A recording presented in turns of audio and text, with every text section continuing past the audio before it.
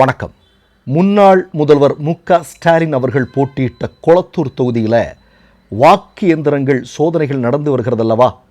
இன்றைக்கு அங்கிருந்து வெளிவரக்கூடிய செய்திகள்ங்கிறது தமிழ்நாட்டு மக்களுக்கு மட்டுமல்ல, இந்தியாவில் இருக்கக்கூடிய அனைத்து மக்கள் மத்தியிலும் மிகப்பெரிய அளவில் அதிர்ச்சியை ஏற்படுத்தி இருக்கிறது.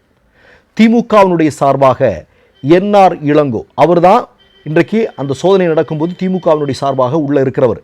அவர் வெளியே வந்து ஒரு பேட்டி கொடுத்துருக்கிறார். அவருடைய பேட்டியை கேட்கும்போது உண்மையிலேயே ரொம்ப பதட்டமாக இருக்குது. அந்த பேட்டியை முழுமையாக நாங்கள் இந்த பதிவில் போடுறோம். ஆனால் அதற்கு முன்னால் என்ன நடந்தது அப்படிங்கிறத சுருக்கமாக உங்ககிட்ட சொல்ல விரும்புகிறேன். உங்களுக்கு நல்லா தெரியும், கொளத்தூர் தொகுதியில் 7 நாட்களில் 14 மிஷின் சோதனை போட போகிறாங்க. முதல் நாளில் 2 மிஷின் சோதனை போட்டிருக்காங்க.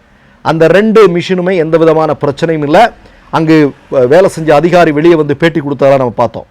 ஆனால் 2வது நாளில் அங்கு பயன்படுத்தப்பட்ட விவிபேட் ஒர்க் ஆகலை அப்படிங்கிற கம்ப்ளைண்ட் வந்திருக்கு. 3வது நாள் அதே மாதிரி இன்னொரு விவிபேட் ஒர்க் ஆகலைன்னு கம்ப்ளைண்ட் வந்திருக்கு. விவிபேட் ஒர்க் ஆகலைன்னா அதை சாதாரணமாக கடந்து வர முடியுமா? கடந்து போக முடியாது. ஏன் அப்படின்னா, நாம் வாக்கு இயந்திரங்களில் நம்ம எந்த சின்னத்திற்கு வாக்களிக்கிறோமோ அந்த சின்னத்திற்குத்தான் அந்த வாக்கு விழுந்தது என்பதை உறுதி செய்யக்கூடியது விவிபேட்டில் இருக்கக்கூடிய ஸ்லிப்பு தான். அப்போ இதுவரையிலும் 6 எந்திரங்கள் எண்ணப்பட்டிருக்கின்றன. அவற்றில் 2 விவிபேட் இயந்திரங்கள் வேலை செய்யலை அப்படின்னு சொல்லியிருக்கிறாங்க.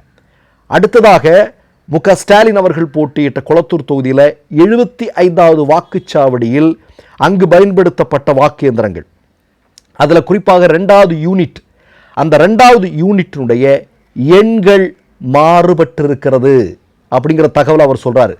கூடுதலாக 157வது பூத்தில் மிஷின் வந்து அங்கே பயன்படுத்தப்பட்ட மிஷினோட இணைக்கப்பட்டிருக்கக்கூடிய கண்ட்ரோல் யூனிட், அதனுடைய அட்ரஸ் டேக்னு சொல்கிறோம் இல்லையா?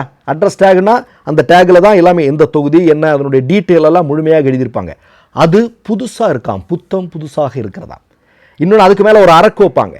அதெல்லாம் மிகப்பெரிய சந்தேகத்திற்குரியதாக இருக்கிறது என்று என்.ஆர். இளங்கோ அவர்கள் சொல்கிறார்கள்.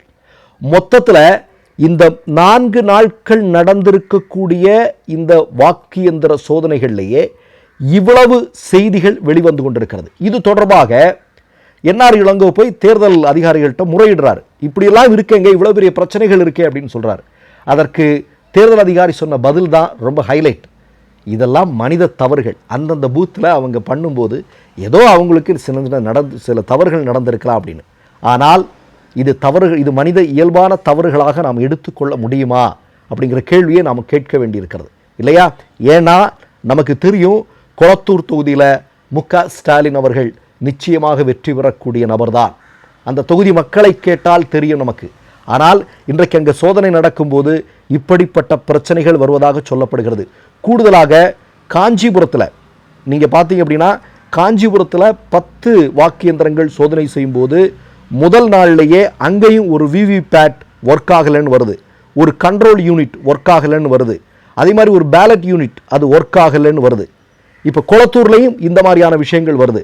நீங்கள் என்.ஆர். இளங்கோ இதை பற்றி ரொம்ப தெளிவாக பேசியிருக்கிறார். மொத்தத்தில் கொளத்தூரில் ஏதோ நடந்திருக்கிறது என்பதை உறுதி செய்யக்கூடிய ஆதாரங்கள் தான் இவை அப்படிங்கிறத உறுதி செய்யக்கூடிய விதத்தில் தகவல்களை என்.ஆர். இளங்கோ வெளியிடுகிறார். நீங்கள் அந்த முழுமையான வீடியோவை இப்போது பாருங்கள். திராவிட முன்னேற்ற கழகத்தினுடைய சட்டத்துறை தலைவர் அவரிடம் இந்த தேர்தல் முடிவுகளுக்கு பிறகு நாம் 2024 ஒரு வழக்கு சென்னை உயர்நீதிமன்றத்தில் பதிவு செய்திருக்கிறோம். நாம் வெற்றி பெற்றிருந்தாலும் கூட, 21 வெற்றி பெற்றிருந்தாலும் கூட, இந்த இவிஎம் மிஷின்களில் உள்ள சந்தேகங்களை நீக்குவதற்காக அல்லது அது சரியாக இருக்க வேண்டும் என்பதற்காக 2024 ஒரு ரிட் பெட்டிஷன் போட்டிருந்தோம். அதற்கு பிறகு வந்த உச்சநீதிமன்றத்தின் தீர்ப்பின் பிரகாரம் இந்த முறையாவது இந்த இவிஎம் கருவிகள் சரியாகத்தான் இயங்குகிறதா என்பதை கழகம் தெரிந்து கொள்ள வேண்டும் என்று சட்டத்துறையின் சார்பாக கழகத் தலைவர் அவரிடம் நாங்கள் கேட்டுக்கொண்டதின் பேரில், அவர் கொடுத்த அனுமதியின் பேரில் தமிழகத்தில் மொத்தம் 5 தொகுதிகளில் இந்த சரிபார்ப்பு முறை நடத்த வேண்டும் என்று கேட்டோம். அதன்படி இப்போது கொளத்தூர் தொகுதி மற்றும் காஞ்சிபுரம், ராஜபாளையம் இந்த 3 தொகுதிகளில் இந்த பணிகள் நடைபெற்று வருகின்றன. இதில் இந்த வெரிஃபிகேஷன் ப்ராசஸ் என்னன்னா, முதல்ல அந்த மிஷின் எல்லாம் ஒழுங்கா சரியான பாதுகாப்பு முறையில் வைக்கப்பட்டிருக்கிறதா என்பதை பார்க்க வேண்டும். ரெண்டாவது, எல்லா மிஷினையும் கனெக்ட் பண்ணிட்டு அது சரியா நடக்குதா, சரியா எல்லா மிஷினும் ஒழுங்கா ஒர்க் ஆகுதான்னு பார்க்கணும். மூன்றாவதாக, முதல்நிலை மாதிரி வாக்குப்பதிவு போடணும். அதாவது எல்லா சின்னத்திலையும் ஒவ்வொரு ஓட்டு போட்டு பார்க்கணும். அது பெல் என்ஜினியர்ஸோட தலைமையில நடக்கும். அதற்கு அப்புறமாக 500 வாக்குலிருந்து 1400 வாக்கு வரைக்கும் போட்டு பார்க்கலாம். இது இவிஎம் மிஷினை பரிசோதனை செய்வதற்காக, மறுவாக்கு எண்ணிக்கை அல்ல. அதன் பிரகாரம் முதல்ல இதுவரைக்கும் ராஜபாளையத்தில் ஏறக்குறைய 10 இவிஎம் மிஷின்களை வெரிஃபை பண்ணியிருக்கிறாங்க. அது ராஜபாளையத்தில் இன்னும் 2 நாள் போகும். காஞ்சிபுரத்தில் 10 மிஷின் வெரிஃபை பண்ணணும் அப்படின்னு கேட்டதுல நேற்று ஒரு மிஷின்ல விவிபேட்டும் ஒர்க் பண்ணல, வாக்குகள் பதியப்படும் கண்ட்ரோல் யூனிட் என்று அது வாக்கு எண்ணிக்கைக்கு எடுத்துக்கிறாங்களே அந்த மிஷின், கண்ட்ரோல் யூனிட் சொல்ற கூடிய அந்த மிஷின் ஒர்க் பண்ணல. வாக்கு பதிகிற அந்த மிஷின் பேலட் யூனிட் அதுவும் ஒர்க் பண்ணல காஞ்சிபுரத்தில். கொளத்தூர் தொகுதியை பொறுத்த வரைக்கும் மொத்தம் 14 மிஷினை நாங்க வெரிஃபை பண்ணணும்னு கேட்டிருந்தோம். 29ஆம் தேதி 2 மிஷின் வெரிஃபை பண்ணோம். அதுல எந்த சிரமமும் இல்ல, சரியா இருந்தது. 30ஆம் தேதி 2 மிஷின் எடுத்தோம். அதுல ஒரு மிஷின்ல விவிபேட் ஒர்க் பண்ணல. அதனால அதை பாதியிலே நிறுத்திட்டு எலெக்ஷன் கமிஷனுடைய வழிகாட்டுதல் பிரகாரம் வேற ஒரு போலிங் ஸ்டேஷன்ல இருந்து எடுத்து வெரிஃபை பண்ணாங்க. நேற்றைய தினம் இன்னொரு விவிபேட் ஒர்க் பண்ணல. அதாவது அந்த பிரிண்ட் ஆகி நாம எந்த சின்னத்துக்கு வாக்கு செலுத்துறோமோ அந்த வாக்கு சின்னம் பிரிண்ட் ஆகி உள்ள விழுற பாக்ஸ் பேர் தான் விவிபேட். அந்த விவிபேட் ஒர்க் பண்ணல. இதுவரைக்கும் வெரிஃபை பண்ண 6 மிஷின்ல 2 மிஷின்ல விவிபேட் ஒர்க் பண்ணல. இன்றைக்கு காலையில அடுத்த 2 மிஷின்களை வெரிஃபை பண்றதுக்காக வந்தோம். கழக தலைவர் அவருடைய நியமிக்கப்பட்ட பிரதிநிதியாக நான் உள்ள போய் அந்த மிஷின்ஸ் எடுத்துட்டு வந்து வச்சாங்க. வச்சதுல போலிங் ஸ்டேஷன் 75 வாக்குச்சாவடி 75ல ஒவ்வொரு மிஷினையும் சீல் பண்ணி அது மேல ஒரு அட்ரஸ் டேக்னு ஒரு காகிதம் ஒட்டி அதை சீல் பண்ணிருப்பாங்க. அதுல அந்த நம்பரை எழுதி வச்சிருப்பாங்க. 2 பேலட் யூனிட்ல வாக்கு செலுத்தக்கூடிய அந்த இயந்திரத்தில் 2 யூனிட்ல எண்கள் மாறுபட்டு இருந்தன. அது ஹியூமன் எரர் தானே அப்படின்னு சொல்லிட்டு அந்த அறைக்கு நியமிக்கப்பட்டவரை நீங்க அதை தொடங்குங்கன்னு சொல்லிட்டு அடுத்த அறைக்கு எனக்காக கொடுக்கப்பட்ட அறைக்கு நான் வெரிஃபை பண்றதுக்கு வந்தேன். அது பூத் எண் 157.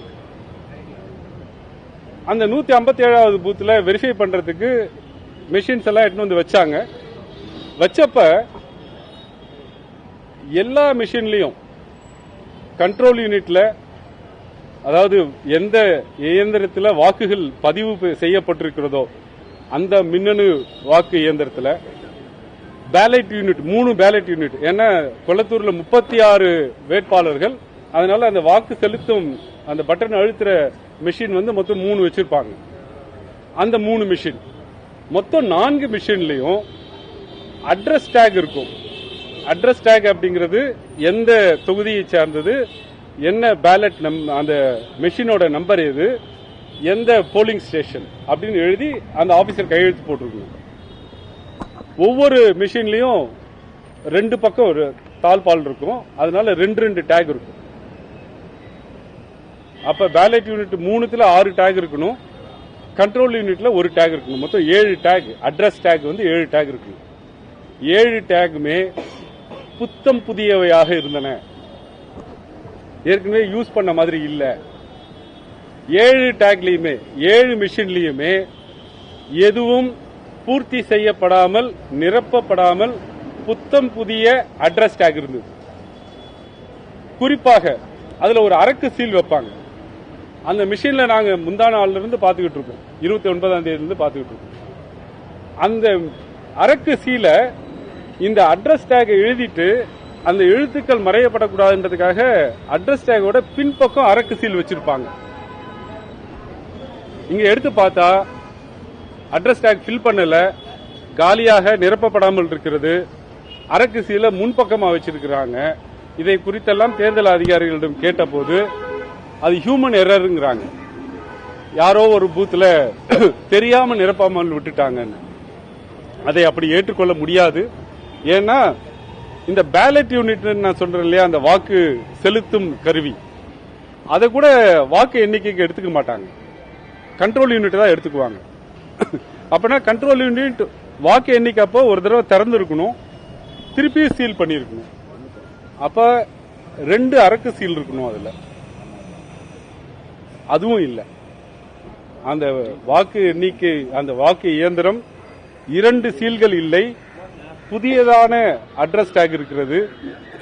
எனவே இந்த மொத்த தேர்தலிலுமே வாக்குப்பதிவு இயந்திரங்கள் சரியாக பாதுகாக்கப்படவில்லை, அல்லது சரியாக பாதுகாக்கப்படாததினால் இந்த தேர்தல் முறையான தேர்தல் இல்லை என்பதை எங்களால் அறிவியல் பூர்வமாகவும் சட்ட ரீதியாகவும் தெரிந்து கொள்ள முடிந்தது.